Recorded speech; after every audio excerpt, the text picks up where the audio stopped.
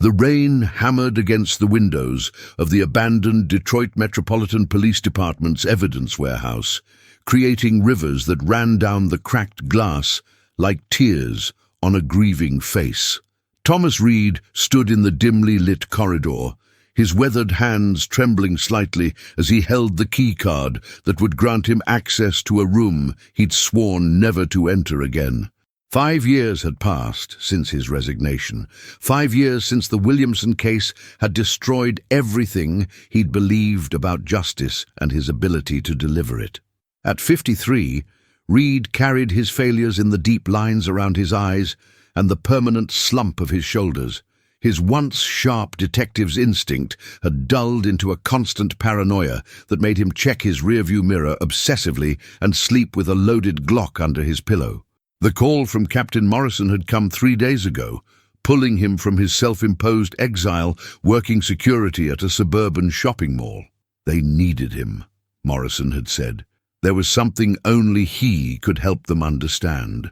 Sarah Mitchell was already inside the evidence room when Reed entered, her fingers dancing across 3 different laptop keyboards simultaneously. At 31, she represented everything the new generation of law enforcement had become: data-driven, technology-dependent, and utterly confident in the power of algorithms to solve human problems.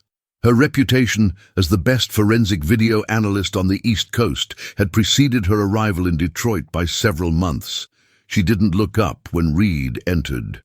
"You're late," she said, her eyes still fixed on the screens displaying cascading lines of code and timestamp data.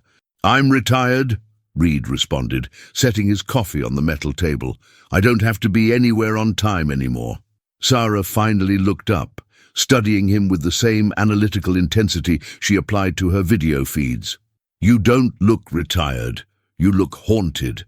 Before Reed could respond, she turned one of the laptops toward him. The screen showed a grainy black-and-white image from a security camera, the timestamp reading 11:47 p.m., 3 weeks ago. The location was Brightmoor, one of Detroit's most neglected neighborhoods, where even the police rarely ventured after dark. "This is from the last functioning camera in a 12-block radius," Sarah explained. "The others were destroyed or disabled months ago.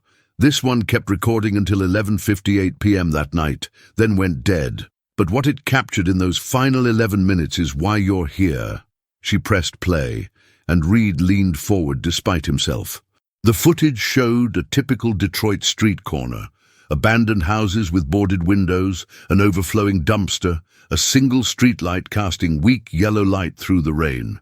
For 30 seconds, nothing moved except the rain itself. Then, at 11:48, a figure appeared at the edge of the frame. It was a young woman, maybe 25, wearing a red raincoat that stood out starkly against the monochrome surroundings. She walked with purpose, not the cautious gait of someone navigating a dangerous neighborhood at night. She stopped directly under the camera, looked up at it, and mouthed something. Reed couldn't make out the words. "Jennifer Martinez," Sarah said. "Reported missing 6 days ago, but here's where it gets interesting." She pulled up another screen showing a missing persons database. Jennifer Martinez was reported missing 6 days ago, but according to her family, she disappeared 2 weeks before this footage was taken. Reed felt the familiar chill of a case that didn't add up, the same sensation that had driven him for 30 years on the force. Could be a different woman, could be mistaken identity. Sarah shook her head and enhanced the image, zooming in on the woman's face. Despite the grain and the rain, the features were clear enough. She then pulled up a family photo of Jennifer Martinez. The resemblance was undeniable. "It gets worse," Sarah continued. She forwarded the footage to 11:52. 3 more people appeared in the frame: a middle-aged man in a business suit, a teenage boy with a skateboard, and an elderly woman with a shopping cart. They all stopped in the exact same spot, looked up at the camera, and mouthed something before walking away into the darkness. "Marcus Webb, Timothy Chen, and Dorothy Kowalski," Sarah recited, "all reported missing within the last month, but according to the timestamps and their families, they should have already been gone when this was recorded." Reed pulled a chair closer, his investigative instincts overriding his desire to flee. System error? Someone tampering with the timestamps? That's what I thought initially. Oh, Sarah's fingers flew across the keyboard, pulling up technical specifications and authentication protocols. But I've verified the footage 6 different ways. The internal clock, the metadata, the sequential frame analysis, it's all legitimate. This footage was recorded exactly when it claims to have been. The room fell silent except for the hum of computers and the distant sound of rain. Reed studied the frozen image of the 4 missing people, all looking directly at the camera as if they knew exactly who would be watching. "There's more," Sarah said quietly. She forwarded to 11:56, the final 2 minutes of footage. The street was empty again, but something was different. The shadows seemed to move independently of their sources, creating patterns that shouldn't exist given the single light source. At 11:57, all 4 missing people appeared again, standing in a line facing the camera. This time, their mouths moved in unison, clearly forming words. Sarah slowed the playback and enhanced the image. Reed leaned in, reading their lips. The message was clear. "Help us." At 11:58, the screen went black. 23 people have disappeared in Detroit over the last month, Sarah said, closing the laptop. These 4 are just the ones we can identify from the footage. The disappearances follow no pattern. Different ages, races, economic backgrounds, neighborhoods. The only connection is that they all vanished without a trace. No bodies, no ransom demands, no final communications. Reed stood up, pacing the small room. "And you think this footage is connected to all of them?" "I know it is," Sarah replied. "Because 3 hours after this camera went dead, 5 more people disappeared from the surrounding area. And yesterday, another camera in Corktown captured similar footage before it too went offline. The pattern is spreading." Reed thought of the Williamson case, of the family he'd failed to save because he'd dismissed evidence that seemed impossible. The weight of that failure had crushed him, driven him from the force, from his marriage, from any semblance of normal life. Now, faced with another impossible situation, he felt both the familiar fear of failure and something else, a chance for redemption. "What do you need from me?" he asked. Sarah stood, meeting his eyes directly. "You worked this neighborhood for 15 years. You know every corner, every abandoned building, every place someone could hide. More importantly, you solved cases everyone else gave up on. I can analyze data, but I need someone who understands the human element, someone who can see patterns that aren't in the code." Reed looked back at the screen, at the 4 faces frozen in their plea for help. Outside, thunder rolled across the Detroit sky, and he made his decision. "Show me everything you have, every piece of footage, every report, every theory, no matter how insane it sounds." Sarah smiled for the first time since he'd arrived. "I was hoping you'd say that. Because what I'm about to show you is going to challenge everything you think you know about what's possible."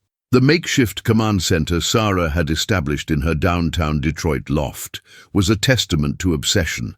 Every wall was covered with printed screenshots, maps marked with red pins indicating disappearance sites, and timeline charts that looked more like abstract art than investigative tools.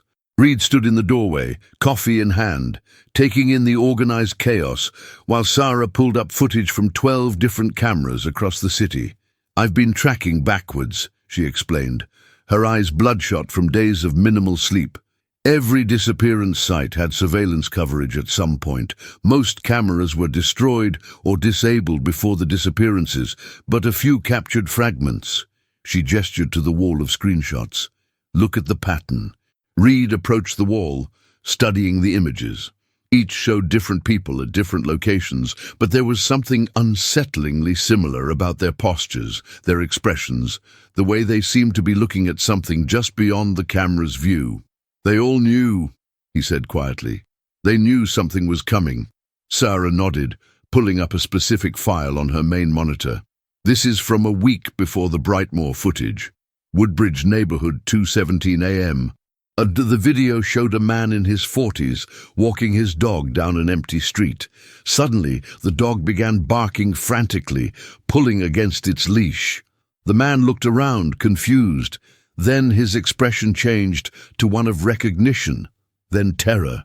He dropped the leash and ran, but the camera angle didn't show what he was running from. 30 seconds later, he walked back into frame, calm, collected, and alone. The dog was nowhere to be seen. Robert Hutchinson, Sarah said, reported missing the next day by his wife. She said he came home that night acting strange, didn't speak, just packed a bag and left. The dog showed up 3 days later at a shelter 15 miles away. Reed studied the man's face in the final frames. He's not running anymore. He looks resigned or controlled, Sarah suggested. She pulled up another file. This is where your expertise comes in. I can analyze the technical aspects, but I need someone who understands human behavior, fear responses, fight or flight mechanisms. Over the next 3 hours, they reviewed footage from 17 different locations. Each showed similar patterns, people exhibiting normal behavior, then sudden fear, then an eerie calm before they disappeared from view. Some cameras captured multiple incidents days apart. Others showed single events. But all of them had one thing in common. The cameras themselves failed shortly after recording the anomalies. It's like something is hunting through the surveillance network, Reed observed, his detective instincts fully engaged now. Using the cameras to find targets, then destroying the evidence. Sarah spun in her chair to face him. That's exactly what I thought. But here's the thing. The cameras aren't networked. They're from different systems, different companies. Some aren't even connected to the internet. There's no technological way they could be coordinated. Reed walked to the window, looking out at the Detroit skyline. The city had been in decline for decades. But recent years had seen a technological renaissance, new startups, smart city initiatives, thousands of cameras installed to combat crime. What if it's not about the technology? What if it's about what the technology is recording? What do you mean? He turned back to her, his mind racing through possibilities.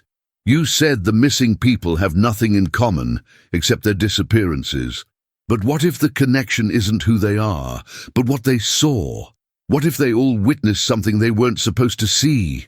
Sarah's fingers flew across her keyboard, cross-referencing locations and times. Holy shit, she whispered. You might be right. Look at this. She pulled up a map of Detroit with the disappearance sites marked. Then she overlaid it with another dataset. Locations of recent infrastructure projects, new cell towers, underground cable installations. The overlap was significant, but not complete. Then she added a third layer, reports of unusual electromagnetic readings from amateur radio operators and storm chasers. The pattern was unmistakable. Every disappearance site was within a quarter mile of an electromagnetic anomaly recorded in the past 6 months. What the hell causes electromagnetic anomalies like that? Reed asked. Industrial equipment, power surges, solar flares. Sarah paused, staring at the screen. Or something we don't understand. Reed's phone buzzed. Captain Morrison's name appeared on the screen. He answered reluctantly. Reed, we've got a situation. Another disappearance, but this time we have a witness. She's asking for you specifically. Me? Why? She says she knows you, Maria Williamson. The phone nearly slipped from Reed's hand.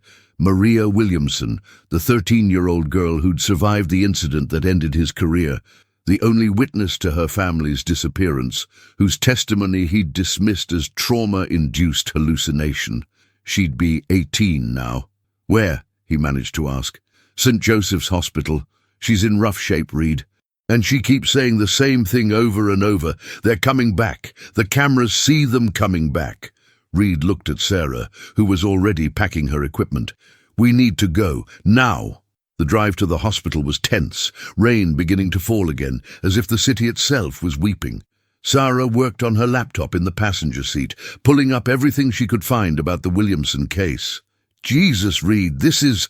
She trailed off, reading the file. "You investigated the disappearance of an entire family?" "3 people," Reed said, his knuckles white on the steering wheel. "Maria's parents and younger brother vanished from their home one night. No signs of struggle, no forced entry, nothing missing except them. Maria was found in the basement, catatonic." "What did she say happened?" Reed was quiet for a long moment. "She said they walked into static, that the television turned on by itself, showed nothing but static, and her family walked into it and disappeared. I thought she was in shock, traumatized. I recommended psychiatric evaluation instead of investigating her claims. And now she's saying they're coming back." They arrived at the hospital to find it in chaos. Police cars surrounded the building, their lights painting the rain in reds and blues. Morrison met them at the entrance, his face grim. "She's gone," he said. "Maria Williamson disappeared from her room 20 minutes ago. But Reed, you need to see what she left behind." He led them to a secure wing where Maria had been held for observation. The room's walls were covered in drawings, crude but detailed sketches of faces. Reed recognized some from the missing persons reports, others were unfamiliar. But in the center of the wall, drawn larger than the rest, were 3 faces he knew all too well: Maria's parents and brother. Below the drawings, written in what appeared to be blood from Maria's own fingernails, was a message: "The cameras don't lie. They show what's coming through. Find the source before they all come back. Building 47, Packard plant, sub-level 3. Hurry." Sarah was already pulling up information on her phone. "The Packard plant has been abandoned since 1958, but there were reports last year of someone installing equipment in the underground levels. City tried to investigate, but the inspectors—" She looked up, her face pale. "The inspectors disappeared." The Packard automotive plant stood like a monument to Detroit's decay, its skeletal remains stretching across 40 acres of urban wasteland. Reed and Sarah approached the complex at dusk, accompanied by a small team Morrison had assembled, 2 officers who'd volunteered, despite the risks, and a technical specialist named Jake, who Sarah had insisted they needed. The rain had stopped, but water still dripped from the twisted metal and broken concrete, creating an irregular percussion that echoed through the empty structures. "Building 47 is in the eastern section," Jake said, consulting a tablet that displayed old architectural plans overlaid with thermal imaging from a drone flying overhead. "Thermal shows no heat signatures, but there's definitely power running to that section. Lot of power." Reed checked his service weapon, a habit from years of police work, though he suspected it would be useless against whatever they were about to face. Sarah was fitting herself with a complex array of recording equipment: cameras, electromagnetic field detectors, devices Reed didn't recognize. "If something happens," she said, adjusting a head-mounted camera, "we need documentation. Real evidence this time." They entered through a gap in the fence that looked recently cut. The ground was littered with the usual detritus of urban decay: broken glass, rusted metal, graffiti-covered walls. But as they moved deeper into the complex, Reed noticed something odd.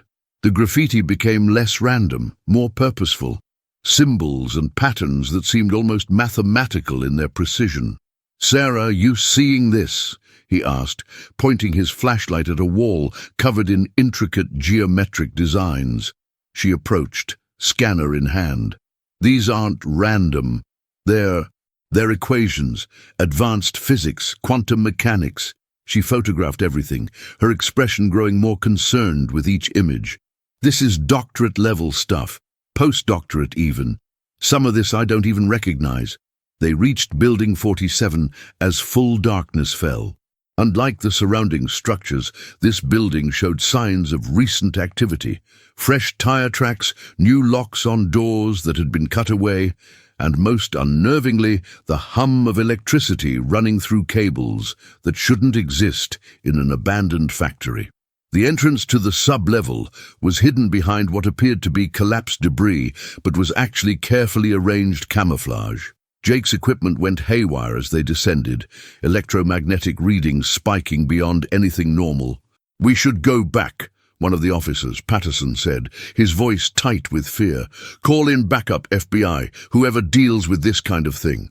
"There is no one who deals with this kind of thing," Reed replied, though he shared Patterson's fear. "And every hour we wait, more people disappear." The sub-level was a stark contrast to the decay above. Clean concrete walls, fluorescent lighting, and the constant hum of machinery. They followed a corridor that seemed to stretch impossibly far, their footsteps echoing in the artificial brightness. Doors lined both sides, each marked with numbers and symbols that meant nothing to read, but had Sarah frantically taking notes. "This is it," she whispered. "This is what's been causing the anomalies. Someone's been running experiments down here." They heard voices ahead, or something like voices. The sounds were human, but distorted, as if multiple people were speaking in perfect unison. Reed motioned for silence, and they approached carefully. Through a window in a heavy door, they could see into a large room filled with monitors and equipment.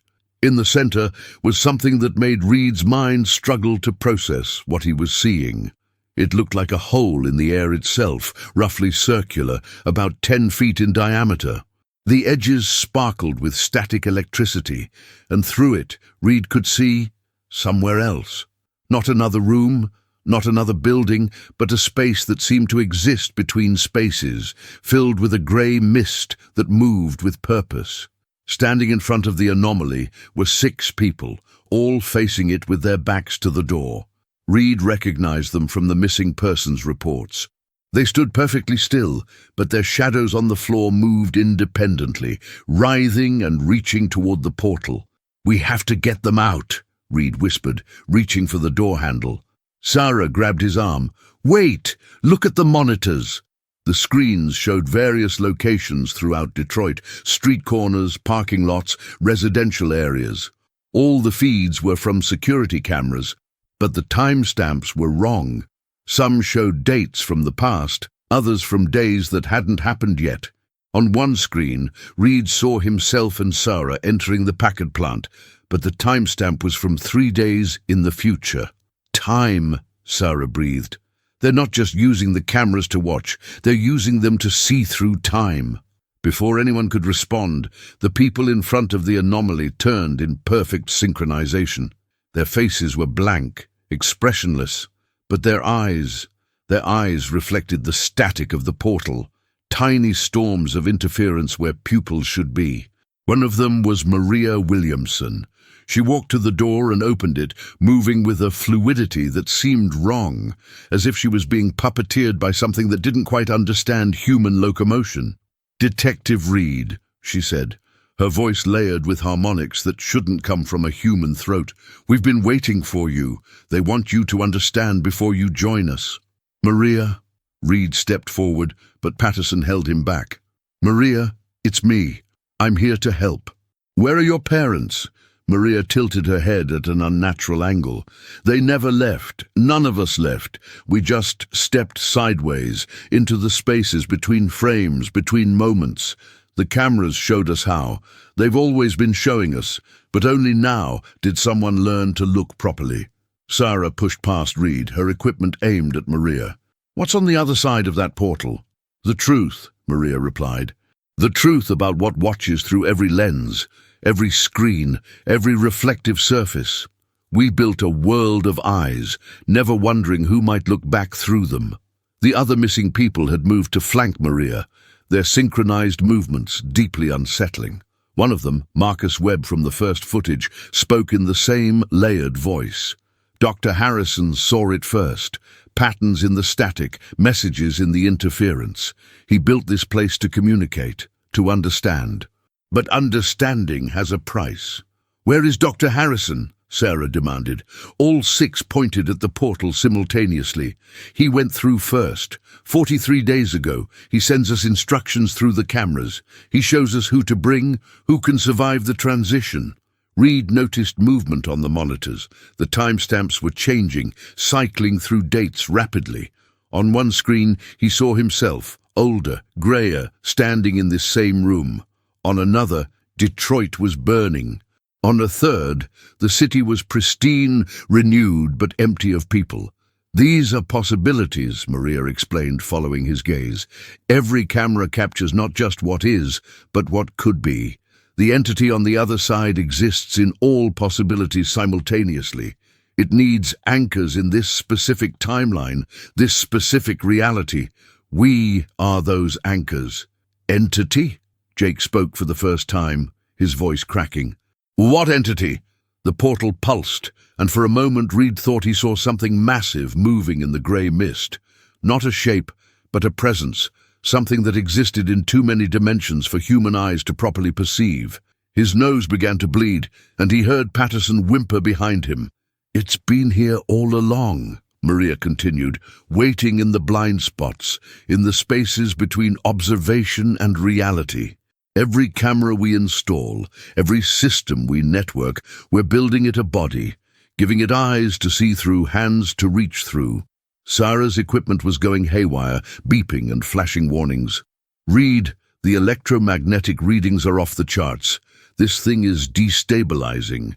If it collapses, Detroit goes with it," Maria finished. "But that's not the plan. The plan is expansion. Every city with a surveillance network, every connected system, all of it becomes a doorway." Reed thought of all the missing people, all the families destroyed. He thought of Maria 5 years ago, traumatized and alone. He'd failed her then. He wouldn't fail her now. "How do we stop it?" he asked. Maria smiled, an expression that looked wrong on her static-filled eyes. "You don't stop it. You join it or you feed it. Those are the only choices." But Dr. Harrison left something, a fail-safe. He was a careful man, even in his madness. She pointed to a console near the portal. "The shutdown sequence is there, but activating it means destroying everything, the portal, the building, and everyone connected to the network. All of us." Reed looked at the 6 people standing before him, victims who'd become something else. He looked at Sarah, saw her making the same calculation he was. 23 missing people versus potentially thousands if this spread. "There has to be another way," he said. "There is," Maria said. "You take our place. 6 go through, 6 come back. The entity needs its anchors, but it doesn't care who they are. We can return to our families, our lives, and you become the watchers, seeing through all cameras, all times, all possibilities." The ultimatum hung in the air like the static that crackled around the portal's edges. Reed looked at his small team, Sarah with her equipment still recording everything, Jake pale and trembling, Patterson and his partner Chen with their hands on their weapons despite knowing how useless they would be. 6 lives for 6 lives, but at what cost? "How do we know you'll actually return to normal?" Sarah asked Maria, her analytical mind still working despite the impossibility of their situation. "How do we know this isn't just another trap?" Maria's expression shifted, and for a moment Reed saw the scared 18-year-old girl beneath the entity's influence. "You don't," she whispered, her voice momentarily free of the harmonics. "But I remember being human. We all do, somewhere beneath the static. It hurts, Detective Reed, seeing everything, every possibility, every moment. It hurts so much." The portal pulsed again, and the temperature in the room dropped noticeably. Frost began forming on the monitors, and the footage they displayed became increasingly chaotic. Past, present, and future bleeding together into an incomprehensible stream of images. Sarah moved to the console Maria had indicated, her fingers dancing over her tablet as she analyzed the system. "This is incredible," she muttered. Dr. Harrison created a localized temporal spatial anomaly using the electromagnetic frequencies generated by surveillance equipment. He essentially turned every camera into a quantum observer, collapsing probability waves into— "Can you shut it down?" Reed interrupted. She looked up, her expression grim. "Yes, but Maria's right. The energy release would be catastrophic. We're talking about an explosion that would level 6 city blocks minimum, and anyone connected to the network." She glanced at the 6 missing people. "They'd be torn apart at a molecular level as the connections severed." Jake had been working on his own equipment, trying to establish outside communication. "I can't reach anyone. All signals are being absorbed by that thing. We're completely cut off. Patterson's partner, Chen, stepped forward. There has to be another option. What about gradually shutting it down, releasing the energy slowly? Sarah shook her head. The system is binary. It's either stable or it collapses. Dr. Harrison designed it that way, probably to prevent exactly what happened, the entity taking control. Reed walked closer to the portal, feeling the static electricity raise the hair on his arms. Through the swirling grey mist, he could see shapes moving. Not quite human, not quite anything recognizable. Maria, what exactly is on the other side? All 6 of the missing people turned to look at the portal, their synchronized movement still deeply unsettling. When Maria spoke, her voice carried a deep sadness. It's a place between places. Imagine existing in every moment of your life simultaneously, being born, dying, and everything in between, all at once. The entity exists there naturally. We're just visiting, but the visit is destroying who we are. Marcus Webb stepped forward, his businessman suit incongruous with his static-filled eyes. Dr. Harrison thought he could study it, learn from it. He believed consciousness could transcend physical limitations. He was right, but he didn't understand the cost. The human mind isn't meant to perceive reality from that perspective. Sarah had continued working at the console, documenting everything. Reed, look at this. She showed him a screen displaying what appeared to be a countdown timer, but the numbers were cycling backwards and forwards erratically. This is measuring the portal's stability. It's degrading. My estimate is we have maybe an hour before it collapses on its own. And when it does, same result as forcing a shutdown, catastrophic explosion. Reed felt the weight of command, the same weight that had crushed him 5 years ago. But this time, he had more information. More understanding. He looked at each of his team members, then at the 6 missing people. Jake, those architectural plans you have, is there any way to contain an explosion in this sublevel?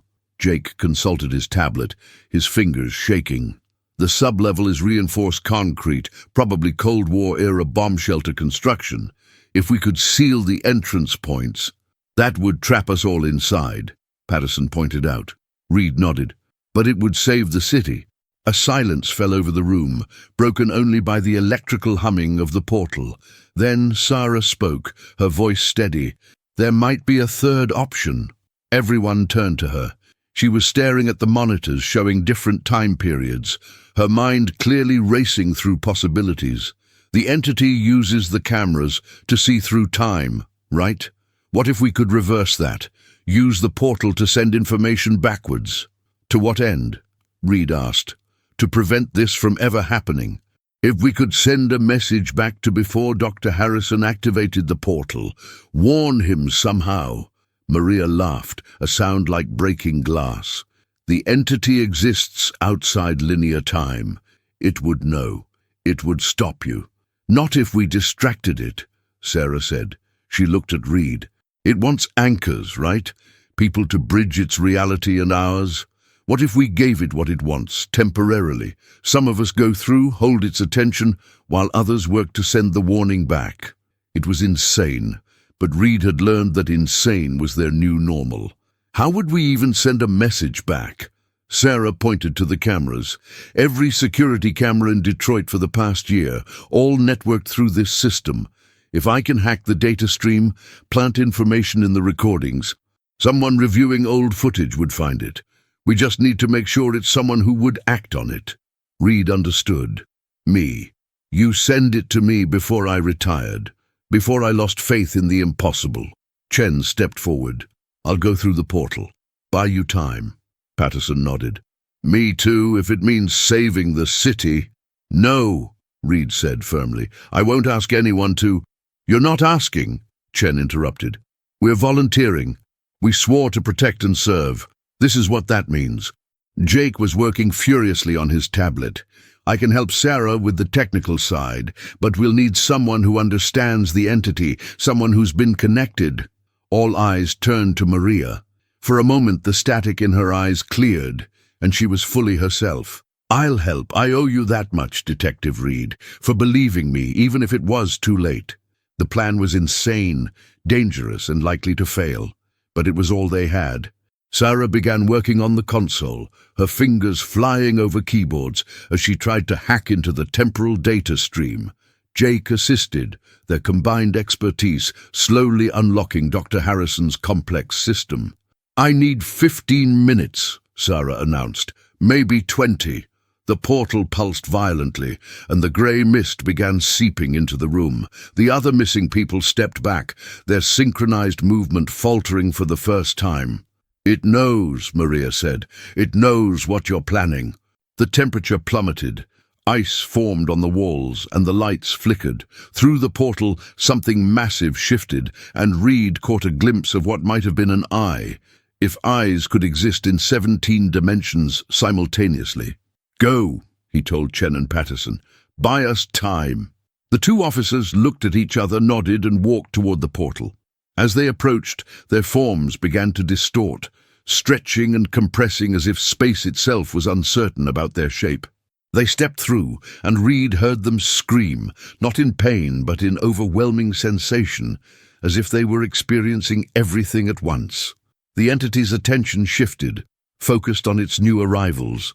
The pressure in the room eased slightly, and Sarah worked faster. "I've got partial access," she announced. "I can see the data streams." "My God, Reed, it goes back further than we thought. The entity has been watching through cameras for decades, maybe longer. Every surveillance system, every security feed." "Focus on the message," Reed urged. "What do we tell my past self?" Sarah's fingers paused. "The truth. Everything. The Packard plant, Building 47, Dr. Harrison's name, and—" She looked at Maria. "We tell you to believe Maria Williamson, to investigate what she saw." Maria moved to stand beside Sarah, her hand touching the console. The static in her eyes intensified, and suddenly the monitors showed a specific date. 5 years ago, the night the Williamson family disappeared. "There," Maria said. "That's the nexus point. If you had believed me then, investigated the static, found the early signs of Dr. Harrison's work, none of this would have happened," Reed finished. Sarah began encoding the message, embedding it in the video files from that night. It was complex work, hiding information in the digital noise that only someone looking for it would find. Jake helped, creating algorithms that would ensure the message survived any compression or transfer. Through the portal, they could hear Chen and Patterson's voices, distorted and multiplied, as if they were speaking from 1,000 places at once. The entity was focused on them, but Reed could feel its attention beginning to waver, starting to notice what Sarah was doing. "Hurry!" he urged.